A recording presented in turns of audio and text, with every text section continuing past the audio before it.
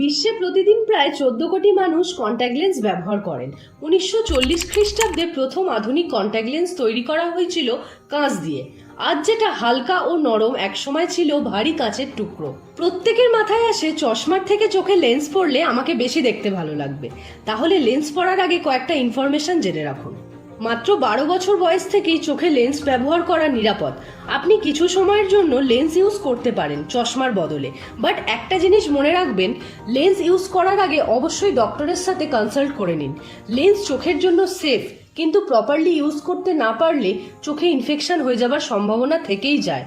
আর সব থেকে রিস্কি ব্যাপার হলো, লেন্স পরা বা খোলার সময় হাত ভালো করে ক্লিন না করলে চোখে সংক্রমণের ঝুঁকি বেড়ে যায়।